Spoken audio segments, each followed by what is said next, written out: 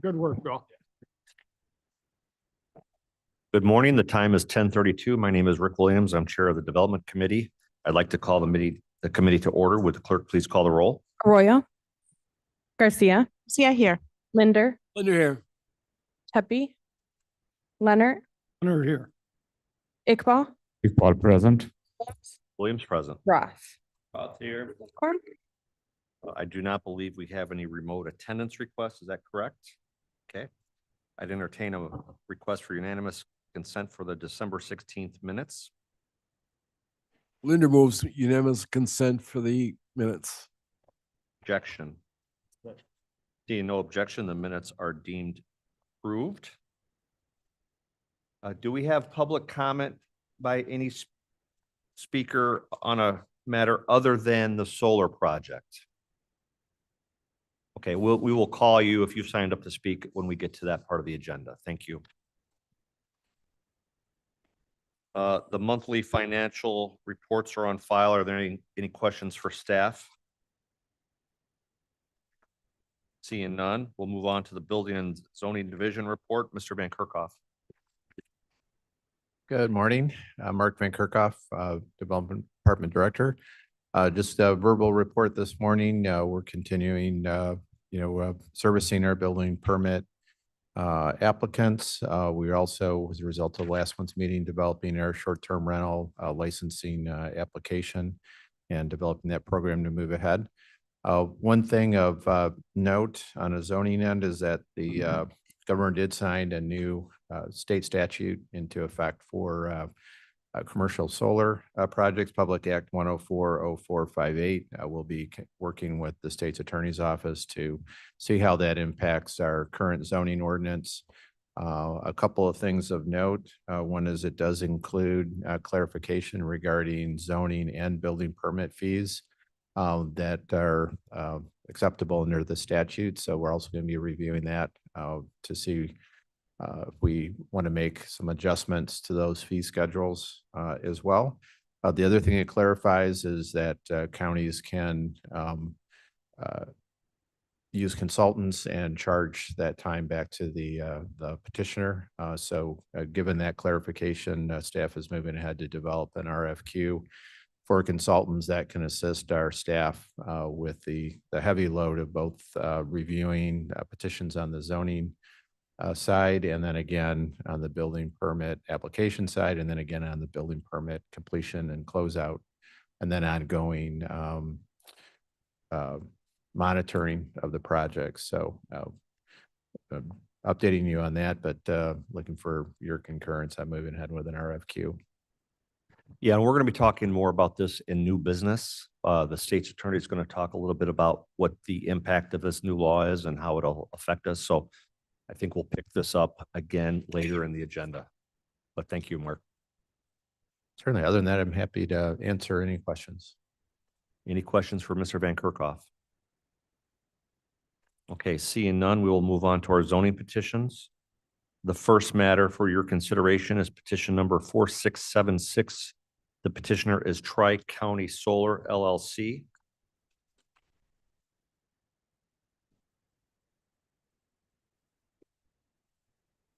Ms. Stein? Good morning. Thank you, Chairman.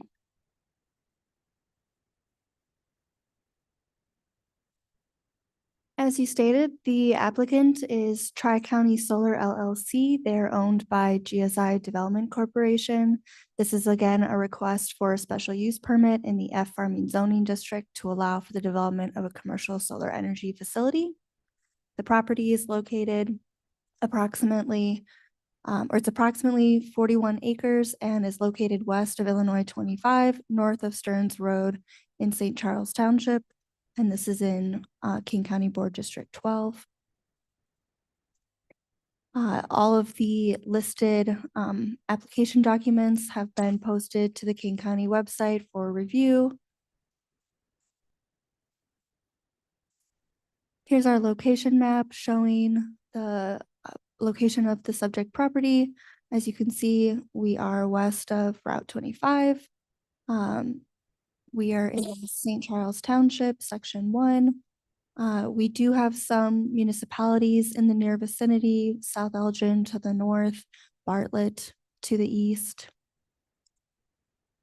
And then something unique about this site is that this is a former landfill site. So we'll come back to that later. But there was previously a special use granted on this property for a landfill. Here's an aerial view, the most recent one we have of the subject property.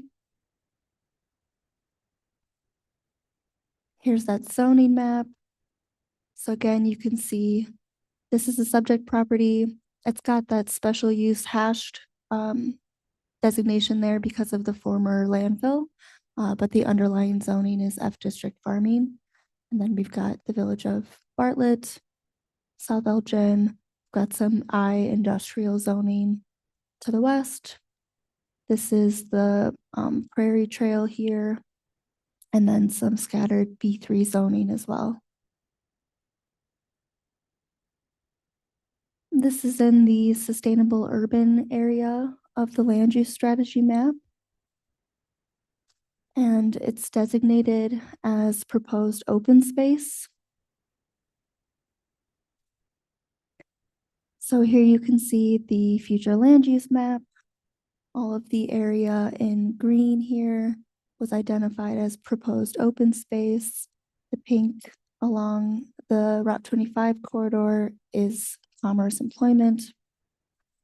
And given that this site is the location of a capped landfill, it would only allow conversion to a limited set of appropriate uses. These sites do present certain challenges for development, given the need for the venting systems and EPA regulations.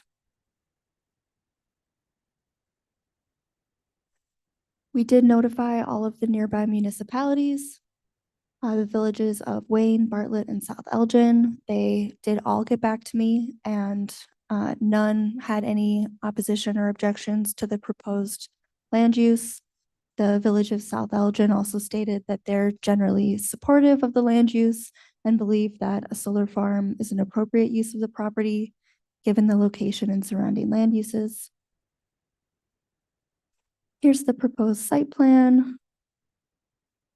You can see the access road here on 25. This is the proposed solar site. It does comply with all of the required minimum setbacks as per the zoning ordinance and state statute. It did provide a landscape screening plan. This shows the proposed screening along Route 25 and the south side of the property. They are not proposing any landscaping to the north, but in this slide, you can see why. So this would be the northern edge of the solar development, and you have the Illinois prairie path here and all of this natural vegetation that provides screening from any of the residential to the northwest. Here's their fence detail. So Water Resources did review this proposal as always. The comments are a little bit different than normal because of the nature of the site being a landfill. This is a brownfield site, so it's been capped with compacted clay. The site is already considered 100% impervious because of this and is currently draining into a stormwater detention system. The stormwater facilities will still need to be evaluated to ensure appropriate capacity. There will need to be an analysis of the appropriateness of any infiltration practices given the historical use of the site. The peak discharge from the site will also need to be modeled to ensure no increase in the peak discharge from the site. The site is proposing a native seed mix as always. The site should be pre-vegetated prior to installation of panels to minimize erosion issues. Solar sites in Kane County are typically required to have BMPs at the downstream end of the development. However, because this is a brownfield site, The Water Resources Department would consider a fee in lieu of this BMP practice when they do their full evaluation at the stormwater permit process. And the proposed solar development for this site does, it includes panels that will not involve any penetrating construction work. This is a ballasted solar system, so that's a little bit new. The petitioners might explain more about what that means, but essentially what we've seen thus far is a pile-driven panel system where they're just like rods that get posted in the ground. And this will be all above the surface because again, you can't penetrate the cap of the landfill. So it's, I'm no engineer, but it's more of like a weighted system that they can explain later. So we have 8 stipulations from Water Resources. KDOT reviewed the project as well and provided that the petitioner will obtain temporary and final access permits from IDOT. No comments from Health. The South Elgin and Countryside Fire Protection District is the fire jurisdiction for this site. They did a very preliminary review of the project, but reserve the right to review it in more detail again at time of permitting, but have no initial opposition to the project. As always, we received our EcoCat report and NRI report. These were again a little bit different than some of our other sites. The EcoCat report had a number of recommended best practices for managing the natural resources on the site. And because the list was much longer than some of the other projects we've had, I included a staff stipulation that just says that the development shall comply with all recommendations outlined in the Illinois Department of Natural Resources letter dated August 29th, 2025, included in the zoning petition submittal. And with the NRI report, because this is not a original farmland site, there was no LISA score. So a lot of the times we'll look at the LISA score to understand the soil composition and value as farmland. But in this case, because it's a capped landfill, there was no LISA score. In addition to that, we also received the report from the Fish and Wildlife Service, the Army Corps of Engineers. There are no the solar facility will avoid all protected lands. We received the AMA agreement, and the SHPO review came back stating that there were no significant historical resources in the project area. So in all, we have 11 staff recommended stipulations, the 8 from Water Resources, the KDOT requirement, our standard vegetative screening, and then the one about complying with the IDNR recommendations. The Zoning Board of Appeals heard this petition at a public hearing on Tuesday, January 6th. Staff did not receive any written objections to the zoning petition. There were a few members of the public present. They generally had questions about the natural resources report, the animals and wildlife, the Blandings turtle and other things like that. And then we also heard testimony in favor from the project from the petitioner. The ZBA established their findings of fact and voted to adopt them, and then ultimately recommended approval of the zoning petition with the recommended stipulations, and that motion passed 4-0. So the next steps in the process are this discussion today at Development Committee, and then it will proceed to the Kane County Board on February 10th. That concludes staff's presentation. I do believe the petitioner is here, and they do have some experts with them if there are questions about any components of the project. Feel free to ask them or myself.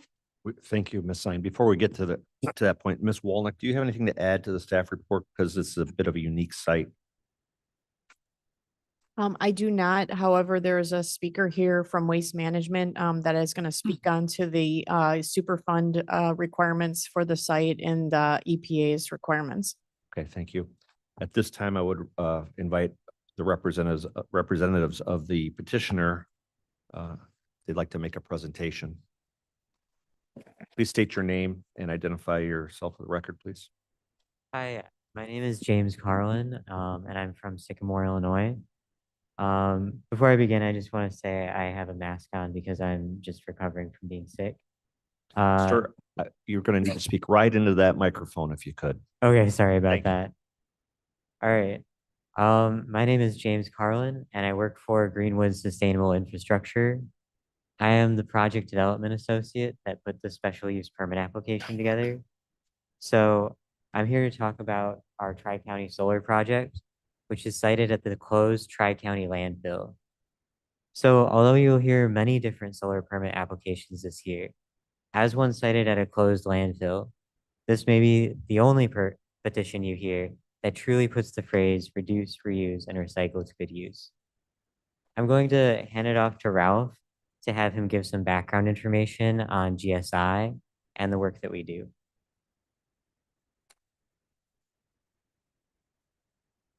Thank you. Good morning. My name is Ralph Maima. I live in Brattleboro, Vermont. I am a senior development manager with Greenwood Sustainable Infrastructure. And I'm just going to say a couple of quick things about who we are and what sort of work we do. Greenwood Sustainable Infrastructure owns the special purpose entity that was set up for this project, Tri-County Solar LLC.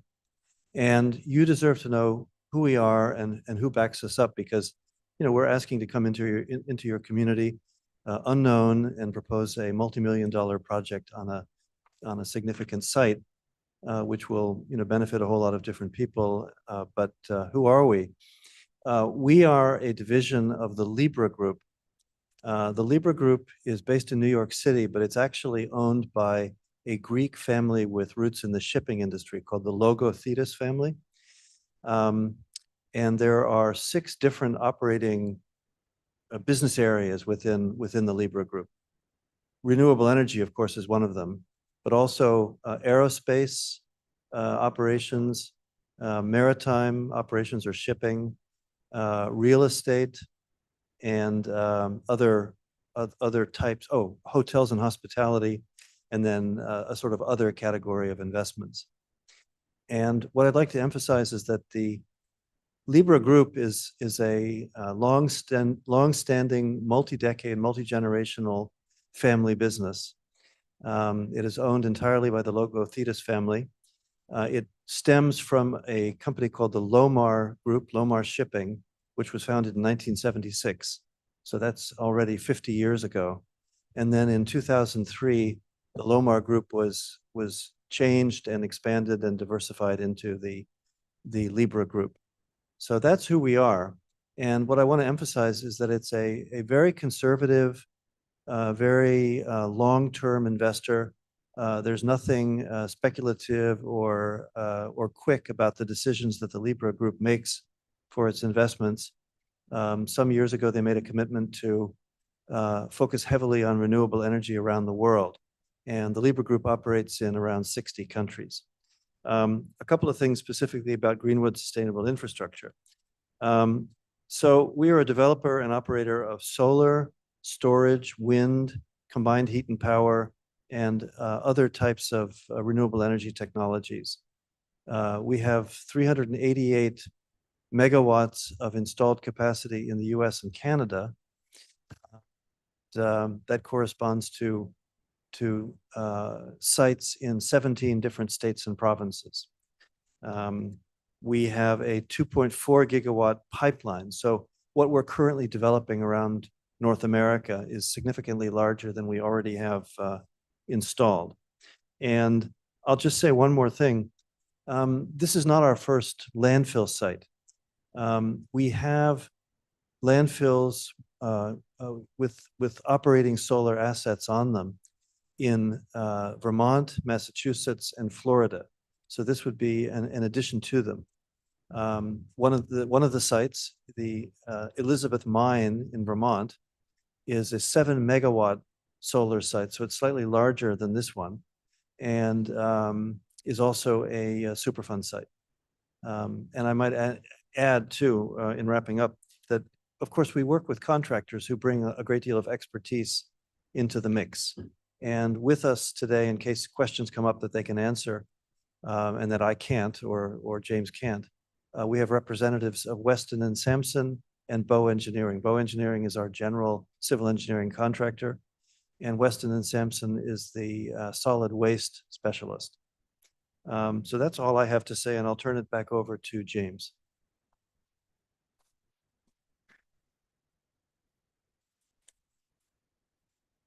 All right, so as Ralph had said, we have a variety of projects across North America, but we have a particular focus on Illinois. Just within the past year, we will have permitted 5 Illinois-based projects, and I'm particularly excited about this project. I live just 40 minutes west of here in Sycamore, and I grew up only 30 minutes east of here in Wheaton, meaning that this is right in my backyard. I know how beautiful the downtowns are in St. Charles, Elgin, and South Elgin, and I still come out here regularly with my friends. So it's really exciting for me to get to have the opportunity to make a positive impact on my community. So Tri-County Solar is a 5 megawatt community solar project that will benefit the whole community. Our project, what makes it unique is that it's sited on a closed landfill, which also is a Superfund site deemed ready by the EPA for solar reuse. It is also encouraged under the Illinois Shines program to use sites like these, as they favor sites that are contaminated or brownfield sites. As I will go into more detail later, we have worked with specialized engineers to protect the integrity of the closed landfill by making sure it has no ground penetration.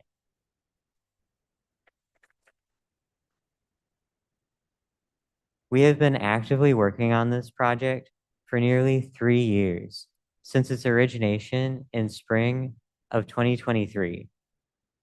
In 2024, we executed our real estate option to purchase, and this was followed by 1 year of thorough environmental due diligence and outreach. Our outreach included townships and municipalities, where we received letters of no comment and one very positive letter of support from Nancy Hill in South Elgin.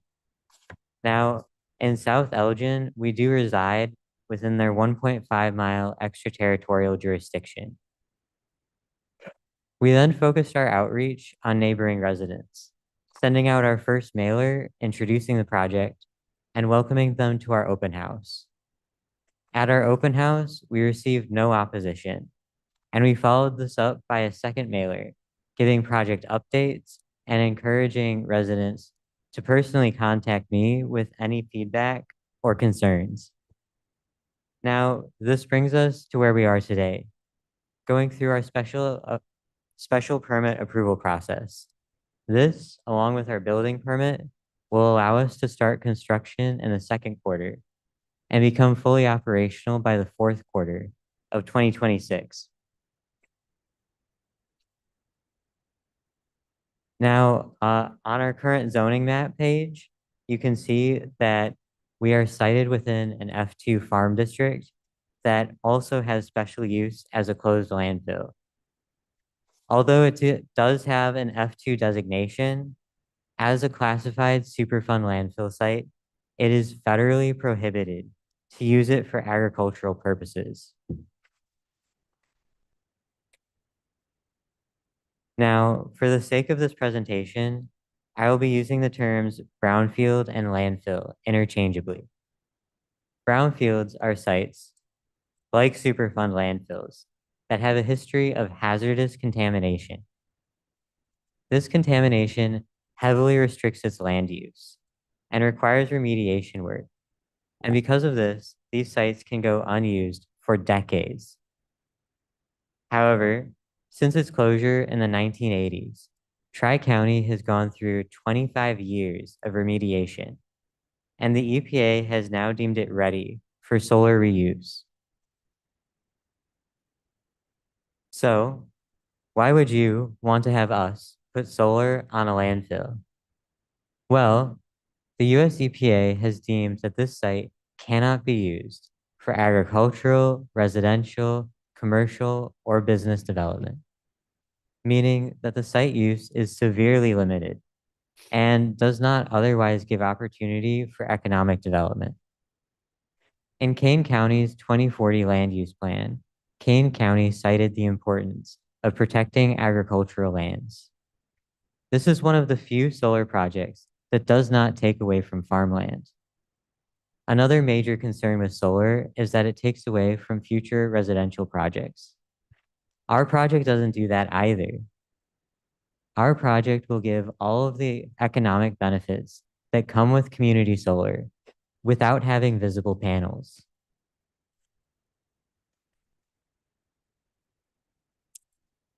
Now, with having a landfill project, our site has different needs than most. And we want to reassure you that we have gone through thorough site-specific due diligence, working with contractors that specialize in putting solar on landfills to create the best version of our project possible. This includes using a ballasted system. This system uses weight rather than penetration to keep the panel stable, meaning that there will be no penetration of the landfill cap. We will also have perimeter fencing and limit site grading to mitigate any impact to wildlife. Now, at this stage, we have completed all environmental due diligence and received detailed engineering designs. One of the great things about our project proposal is our commitment to improving the site conditions. And this can be seen in our pollinator-friendly habitat plan. In our pollinator-friendly habitat plan, we will have permanent pollinator-friendly vegetation throughout the site. Our seed mixture is 100% native to the area, and seed selection was based on thrivability to our site-specific conditions, including soil and moisture content. This vegetation also has very limited maintenance needs, as it includes plants like native grasses, forbs, and pollinators.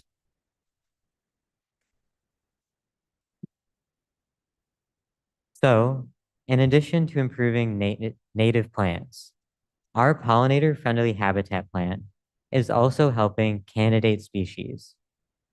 Candidate species are species that are on the verge of becoming endangered. This project will be returning habitat areas to native candidate species such as the rusty patch bumblebee, the monarch butterfly, and the western regal fritillary butterfly. It's wildlife conservation work like this that can prevent candidate species from becoming endangered. Now, I'm going to wrap this up by talking about our conservation plan.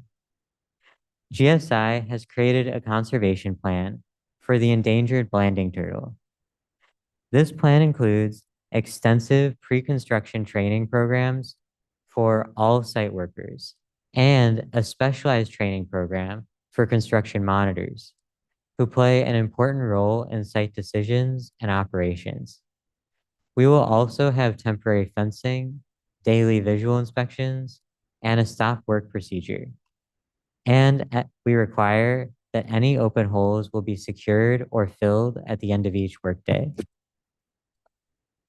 We have included all of the Illinois Department of Natural Resources recommendations in our conservation plan, ensuring mitigation of any impact to the blanding turtle.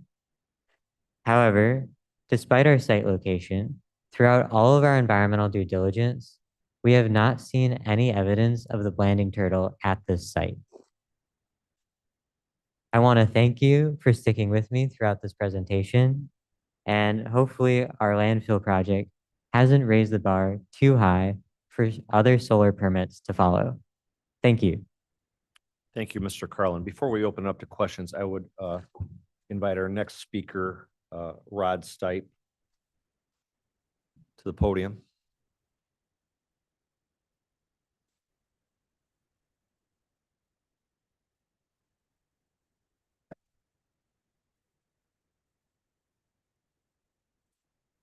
Thank you. My name is Roderick Stipe. I'm District Manager for Waste Management's Environmental Legacy Management Group.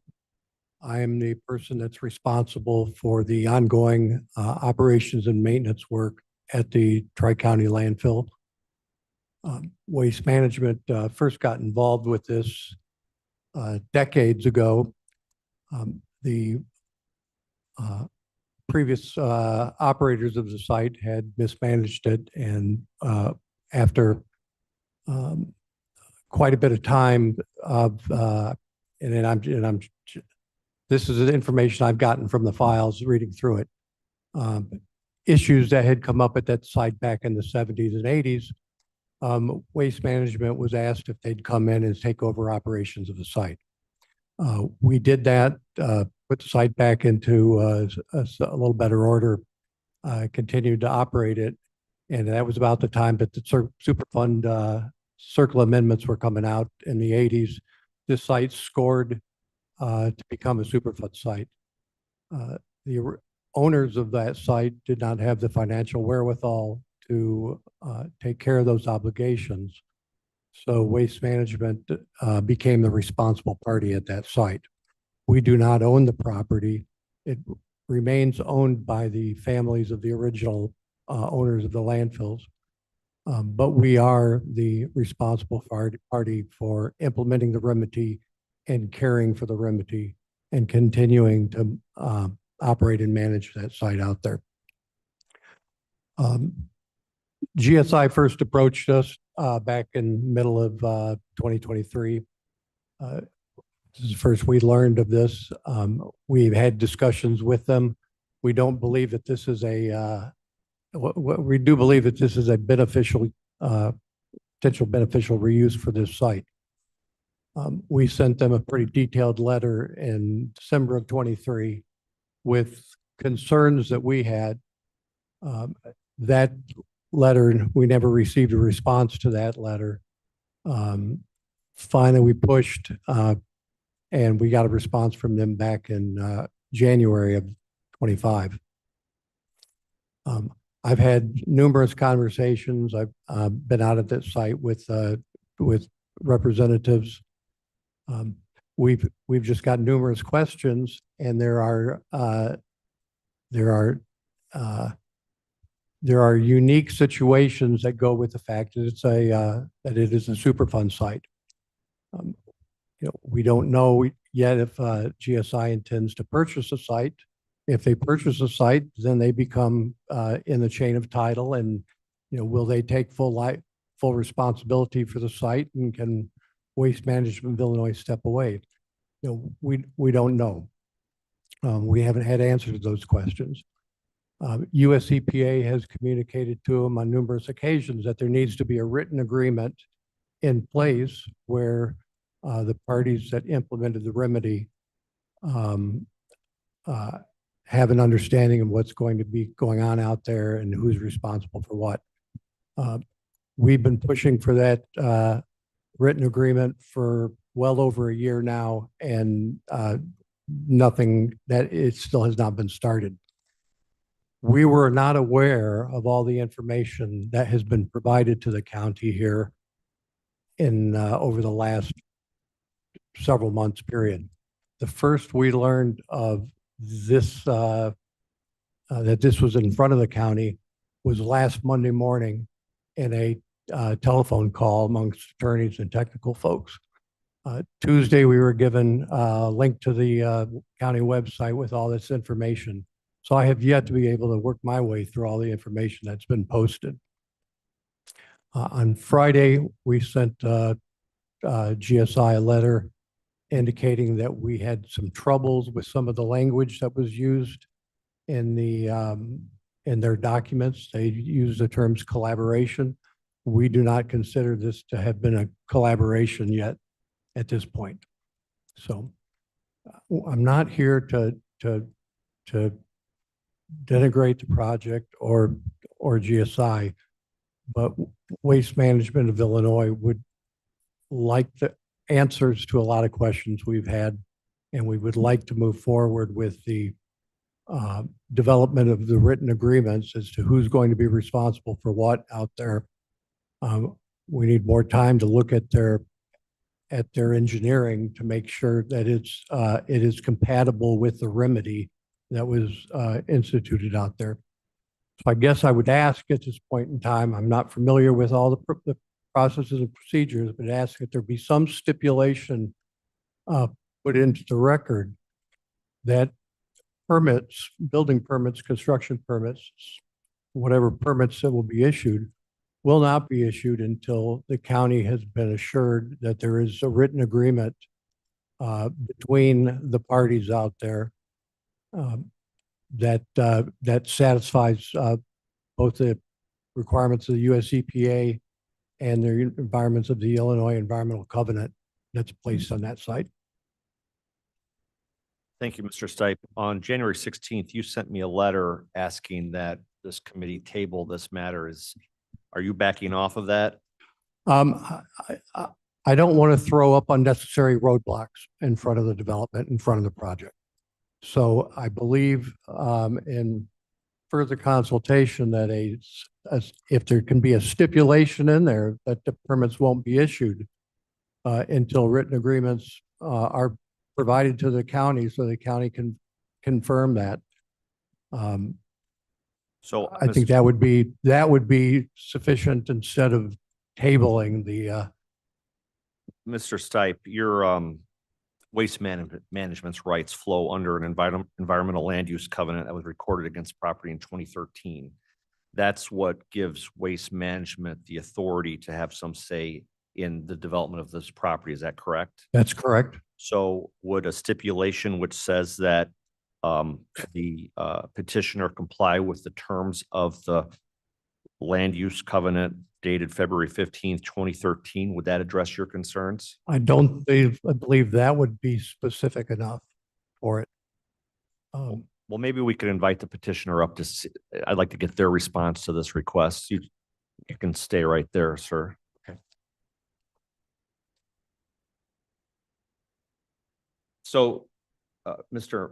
Mema, their waste management is requesting that the development committee put a stipulation in there that this not proceed until a written agreement is entered into between GSI, Tri-County Landfill, and Waste Management, and perhaps the Illinois or the US EPA until that is in place. Is that acceptable to the petitioner? Yes, I understand the request. I think what would be most acceptable to us is for the special use permit to be granted, but for this stipulation to be attached to issuance of a building permit at the next stage. And in the meantime, the conversation is ongoing between, particularly between the lawyers at Waste Management and GSI. And I'm sure that they, will be able to come to a suitable solution to meet that stipulation. So I'm understanding you, sir, to say that you would request that the stipulation say that no building permit shall be issued until that agreement is entered into. Is That's that correct? correct. That's Mr. correct. Stipe, is that agreeable to Waste Management? They won't construct any improvements on the property until the agreement is in place? I would certainly like to be able to consult my attorneys on that. Do I have that latitude, or do I need to give you an answer now? So, sir, the problem is this committee has 90 days to approve a solar project by law. So we don't really have the ability to continue this matter, Mhm. okay, under Illinois law, All right. unless the petitioner agrees to continue it for 30 days, okay? They're asking for us to proceed with the land use approval and with the stipulation that's agreeable to them that no building permit will be issued until you reach an agreement, which I think is probably fine if you're all in agreement with that. But we as a committee can't hold this up just based upon a private land use agreement, which is really what it is. I mean, there's a three-party agreement, but it's a private matter between landowners. It's not a private matter. That is an Illinois covenant, the state of Illinois covenant that goes with that site because of the nature of the environmental matters that were there. So it's part of the Illinois covenant. But I think that I think that I can accept that stipulations placed on the building permits. Okay, So I think that's fine. okay. Again, we don't want to stand in the way of this, except that we've been pushing these folks for more than 2 years to sit down with us and negotiate this written agreement. And they haven't. Yeah. So- Well, since we're blessed with 3 members of the state's attorney's office, I would ask if there's any concern with us imposing a stipulation that no building permit will be issued until an agreement is entered into with the parties interested under this environmental land use covenant. Yeah, I think that's something we would need to look into. You're talking about private rights, and off the top of my head, I mean, it's a conditional, you're essentially approving this out of committee. So there won't be any final action until the county board makes a decision. So I guess another opportunity for the other two sides would be, basically know that there will be major pushback if there isn't something in place by the county board. I would, I mean, or is at this least- something, sorry to interrupt. Sorry. At least there be something in place where there's, something that shows good faith intent. I've seen the board raise questions when there hasn't been an attempt to try to deal with stuff like that. So, but in the interim, we can look to see if there's any actual binding measure that the county board could take to put a stipulation on that. I don't know off the top of my head. Mr. Chairman. But, I'm going to ask for a motion so we can start discussion. on Arroyo this. moves. Arroyo moves for approval. Do I have a second? Linder second. Okay, seconded by Lindner. Now we're in discussion. Mr. Arroyo. Yeah, I was gonna say, if they need time to figure this out, can you give them a couple weeks and we can reconvene this committee? And The problem, sir, is that with these solar petitions, we have a 90-day window from filing, which was November 18th. oh, So yeah, I'm sorry. So Was that- really, this has to go on, Okay, okay. approved or denied for our four. I have no guess- objections to the okay. petition. Any questions? Mr. Frank? I think another thing you guys could do is if that's a condition you want to put on it, that's fine. There's no actual action taken until the full county board does it. Okay. So I think what we would need is a motion to amend the approval to add a condition that a stipulation is added that prior to the issuance of a building permit, the petitioner will enter into an agreement with Waste Management regarding the land use covenant. Arroyo moves the Williams amendment. We have a second on the amendment. Second. Garcia seconds. We'll take a vote on the amendment. Roll call, please.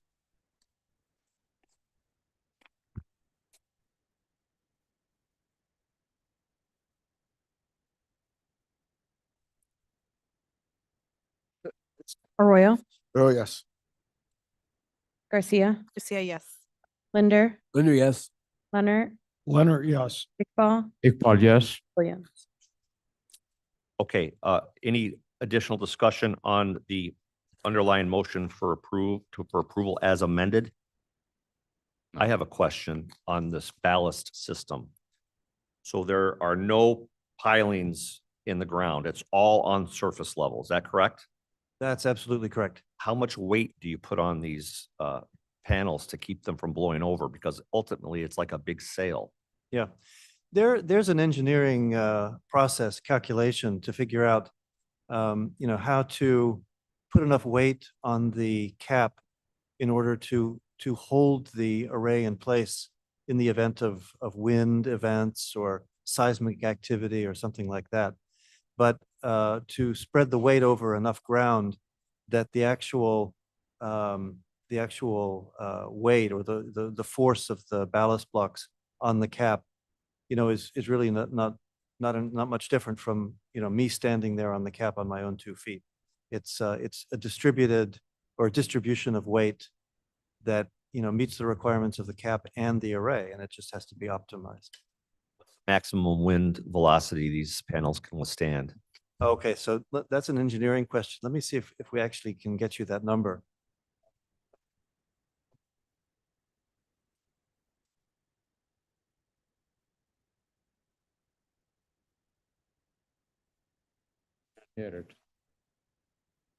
It's the same as if it were a pile-driven system. Okay, so it's no different than. No different, Okay. no. Yeah. Any questions, Mr. Roth? The other question I have, Roth here, regarding the landscaping, the planning plans, does that potentially violate the cap? Any of the pollinator plants do not. However, you can't have trees growing on the cap. So, any kind of landscape screening that would involve trees would have to be, well off the cap area. Well, and they're showing that they were going to do landscape, screening. So has that been reviewed? Does that violate? Because there again, they kind of show where it is. Is that part of the cap or not? Again, I'd have to refer to Waste Management. There is detailed, plans on where that cap stops. And that would be something that Waste Management, and that's the key as to why they're involved, is, ensuring that that cap is protected through the, engineering drawings that have not yet been reviewed by Waste Management, Okay, so then Waste Management would give approval that that would be suffice. as well as EPA. Okay, and the other question I have is they said there's not much else we can do with this. Is that really true? Is there any other alternative? You can build a cross-country course, I hear. Okay. Is that what environmental is recommending? No, I think we already have one of those. Okay. I would note that I think this is probably one of the best sites we have in the county for a solar field. I mean, it's surrounded by industrial property. There's no residents. It's an adaptive reuse for a brownfield site. You can't grow anything on there. You can't put anything else on there. I think this is the best site I've ever seen for a solar field.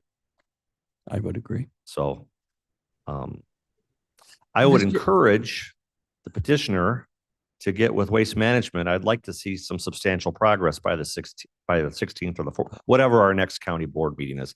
That will go a long way. It is February 10th. February 10th. Okay, I'm really off. So any further discussion? Okay, call the question, please. Arroyo, Garcia, Garcia, yes.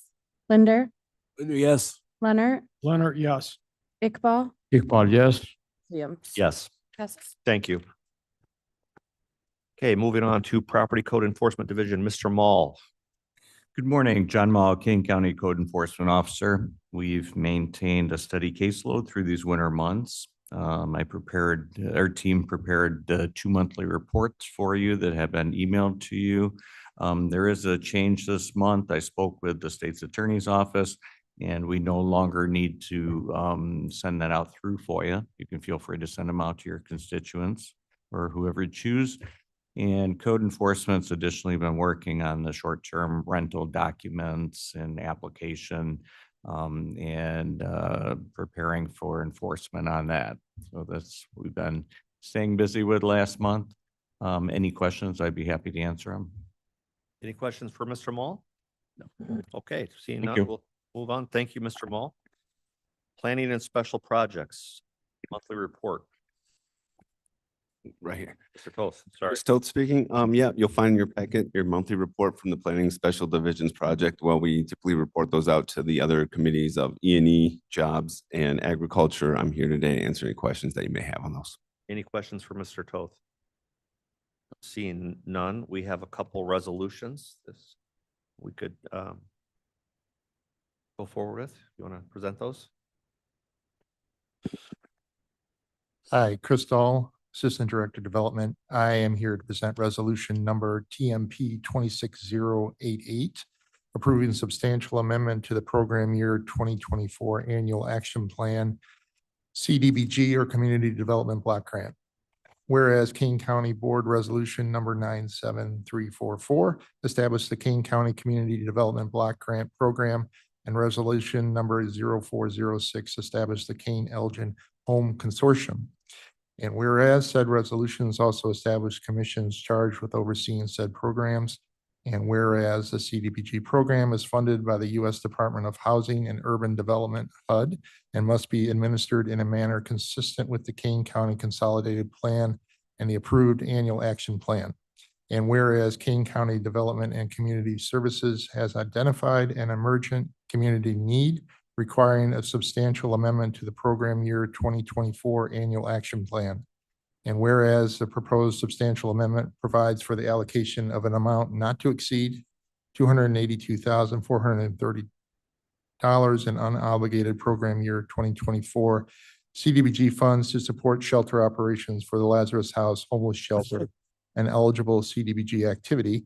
And whereas the proposed amendment is consistent with the goals and objectives of the Kane County 2024 Consolidated Plan, including objective number 4, homeless services, and whereas in accordance with HUD regulations and the Keene Elgin Consortium Citizen Participation Plan, notice of the proposed substantial amendment was published, a 30-day public comment period was provided, and a public hearing was held.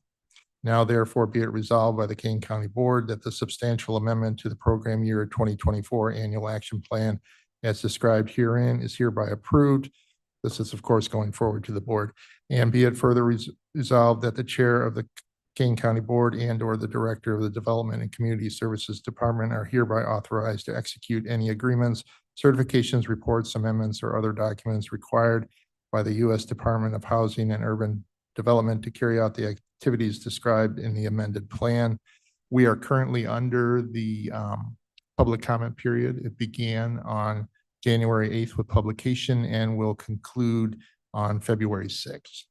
If you have any questions for Mark or I, we're here. How about we entertain a motion to approve the resolution as introduced by Mr. Dahl? Moved by Arroyo, seconded by Lindner. Any questions for Mr. Dahl? Yes, Mr. Chairman. Yes, Mr. Iqbal. Yeah, I'd like to know what caused this, in the resolution called for substantial amendment. What's the reason for this substantial amendment? Yeah, that's After actually, that, the funds are going the other.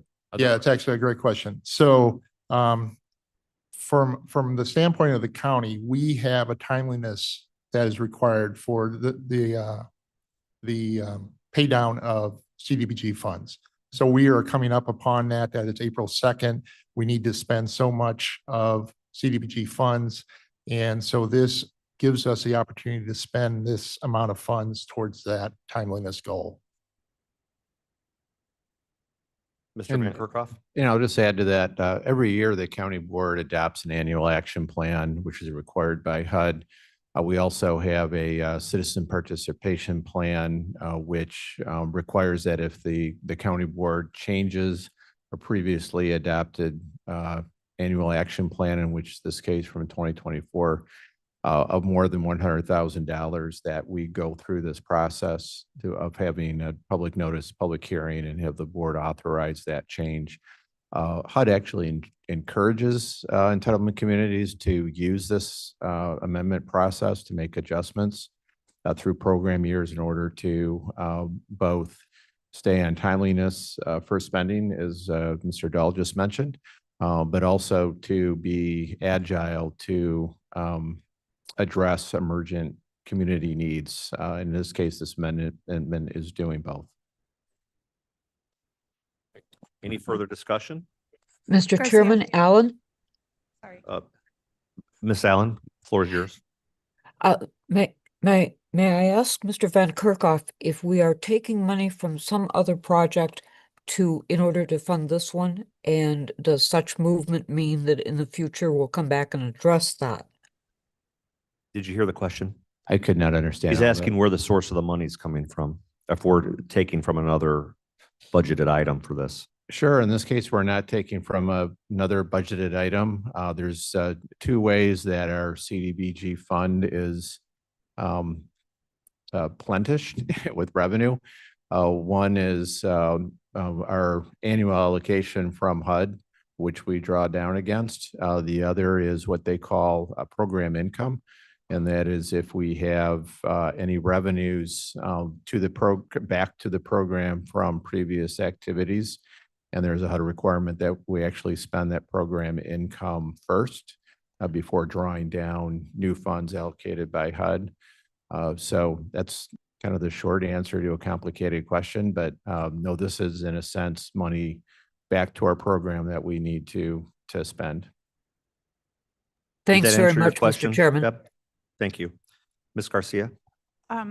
Garcia, I just wanted to know, how did you guys select the shelter, like Lazarus housing?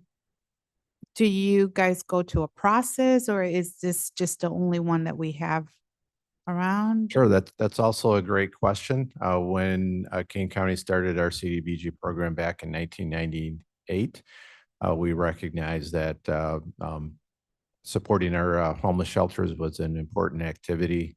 Eventually led to the creation of what's our continuum of care, which is a consortium of all of our agencies headed up by the county for addressing the from emergency shelter to permanent supportive housing needs of persons who are without shelter or at risk of losing shelter.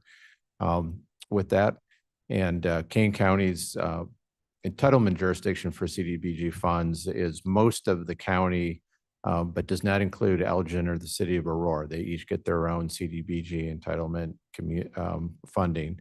So, so from that sense, Lazarus House is the only homeless shelter that's entirely within the county CDBG area, although we have supported the other shelters in Elgin, Aurora as well. In this case, though, through our continuum of care, a variety of agencies in the county apply to HUD through that process for what's called permanent supportive housing projects.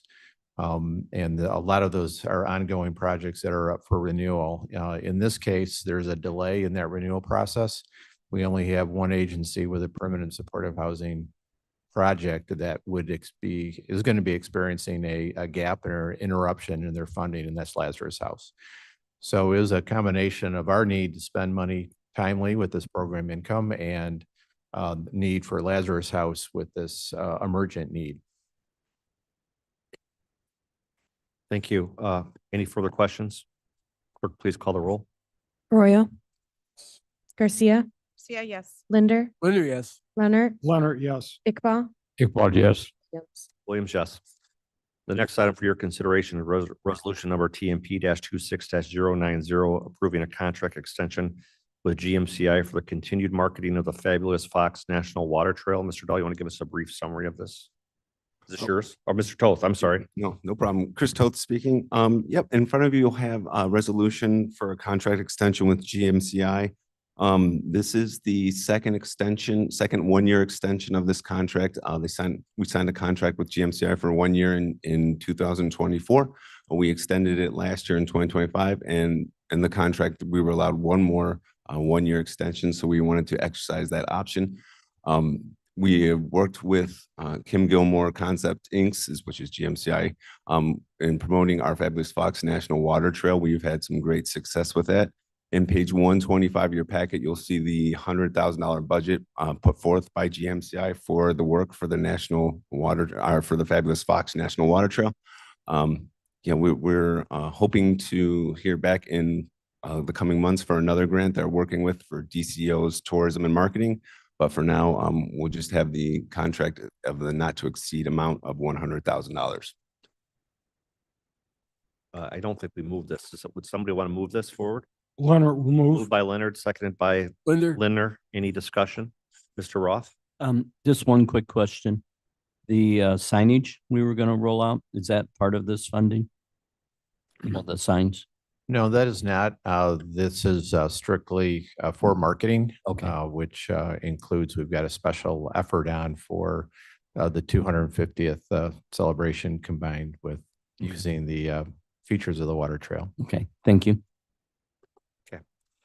Any further discussion? Seeing none, please call the roll. Arroyo. Garcia. Garcia, yes. Linder. Linder, yes. Leonard. Leonard, yes. Iqbal. Iqbal, yes. Yes. Next item is our subdivision land cash annual report. Ms. Walnick, are you handling that? I am. I want to thank Deanne Orlick for putting the report together. You have in your packet the 2025 report for the land cash that was collected during that year. We did have one new subdivision that resulted in funds going to Dundee Township. And we had 3 residential homes that were constructed. Funds for the land cash went to 3 different school districts as well as 2 park districts and the Forest Preserve. And then we had the single family home that sought relief because they had been paying taxes in the amount equivalent to a single family home for many years that this committee did grant. So I would just ask the report be placed on file. Okay, thank you. Environmental Resources. Ms. Walnut, do you have any report? Nothing to report environmental resources. I have one resolution under water resources. This is a long time coming, as Mr. Leonard will attest to. In 1993, the previous director of my department did do a concept plan of the storm sewer in the village of Big Rock to resolve the major flooding issues in that village. And in 2022, a DCEO grant was received. We did work with the legislative committee due to extensive permitting delays that occurred as part of this project to get an extension on the DCEO grant. The DCEO grant to the village of Big Rock is in the total of $1.9 million. So this resolution authorizes funding for the village of Big Rock Route 30 storm sewer project under our cost share drainage program and fee in lieu of detention funding. The amount coming from the cost share drainage program will be $230,000 and the fee in lieu of detention $100,000, and we're asking for approval. I would ask for a motion to approve resolution number TMP 26-094. Linder moves. Moved by Linder, seconded by Leonard will second. Leonard. Any discussion? Seeing none, please call the roll. Arroyo, Garcia, Garcia, yes. Linder, Linder, yes. Leonard, Yes. Iqbal, Iqbal, yes. Williams, yes. If this body will indulge me, I would like to move the executive session ahead of new business. So I would entertain a motion to go into executive session for the release of closed session minutes and to discuss pending litigation. Leonard will move per By- your motion. Moved by Leonard, seconded Linder, by second. Leonard. Please call the roll. Arroyo, Garcia, Yeah, yes. Linder, Linder, yes. Leonard, Leonard, yes. Iqbal, Iqbal, yes. Williams, yes.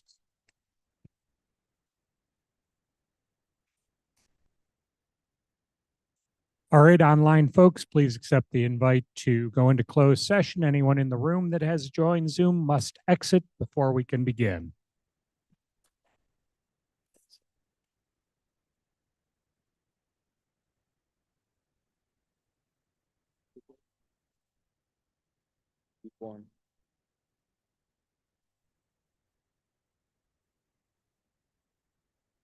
I'm missing one individual needs to accept their invite. Please. No. I do not need, I'm not form. Thank you. Mr. Penesis, please accept your invite or I will have to exclude you.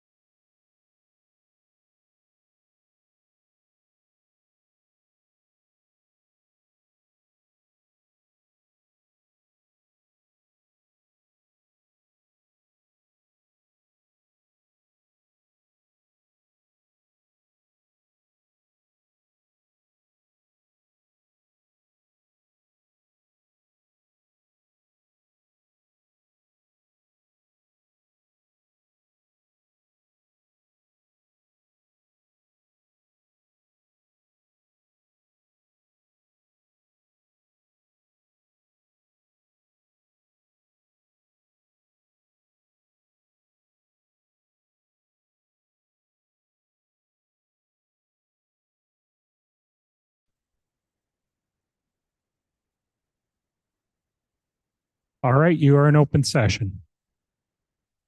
We're back in open session. Could you please call the roll for attendance or call attendance? Arroyo, Here. Garcia, Linder, Here. Pepe, Leonard, Leonard here. Iqbal, Iqbal present.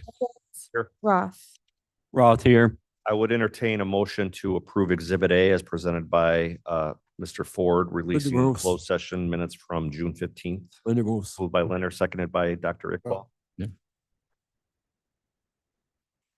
Arroyo, Yes. Garcia, Linder, Linder, yes. Leonard, Leonard, yes. Iqbal, Iqbal, yes. Williams. Williams, yes. Okay, we're in new business. We lost Mr. Van Kerkhoff.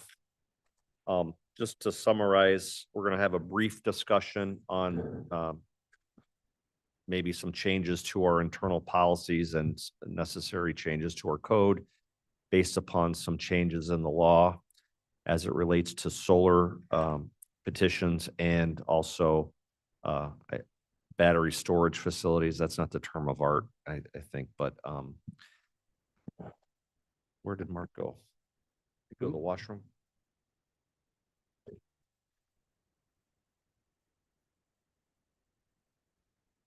So one of the things that the state has done is effective June 1st, it's taken away our a petitioner's ability to go to the circuit court to appeal a decision denying a solar facility, and instead it's going directly to the Illinois Commerce Commission, and that will be decided by an administrative law judge. So that's a significant change. Mr. Van Kerkhoff, if you could maybe talk about some of the changes with regards to our permitting process and fees and the battery storage facilities and some changes that you think we should make to accommodate those for this committee, please. Sure. Some of the changes in the new statute do actually better clarify the fees and expenses and how counties can deal with that. The original or the statute in place refers to reasonable or can't charge unreasonable fees without any definition. So this new statute appears to have set some standards that we could work with and maybe to our advantage to change our fee schedule for that, as well as for clarifying that we could, if we use consultants to assist us in that process, that we could charge those expenses to the petitioner, which staff would highly recommend that we do, given the complexities of these projects. So there's a couple of things we could move ahead with. One would be, I work in the state's attorney's office to change our zoning and building permit fee schedules to be in line to our advantage. $5,000 a megawatt, is that the figure? Yeah, with the with that, as well as in terms of assistance for staff in processing these applications, really from inception to ongoing monitoring once it's constructed, a consultant to assist us with that. And for that, we would put out an RFQ and have consultants on hand to do that and be able to, and the statute, if the state's attorney concurs, clearly, provides for us to charge that to the petitioner and to the project. And one of the problems that we're having at a staff level is Natalie doesn't have the time to handle all these solar petitions. We just got 3 in the other day, I think, right? So this would take a load off staff and it would have the petitioner bear the cost. So the county's not coming out of pocket for that. So I think that's an important change that we should make. And we're running up against, we're over time. So I'm just going to wrap this up. But if there's concurrence by the committee, I would like Mark and Natalie to work with the state's attorney to propose the changes we need to the code and present that at the next meeting. Is there any objection with that? Objections. Okay. Just another quick update. We met Natalie, John Gripe, and Lori, was it Lori? Who was in that meeting? Ann Wolfler, excuse me. We met about the vegetative standards. We're working on that. Excuse me, Ann. So hopefully we'll have something at the next meeting. And obviously we have to get that passed sooner rather than later based upon this new change in the law. So Other than that, I think we need a motion to place reports on file. Moved. Moved by Leonard, seconded by Arroyo. Iqbal Arroyo.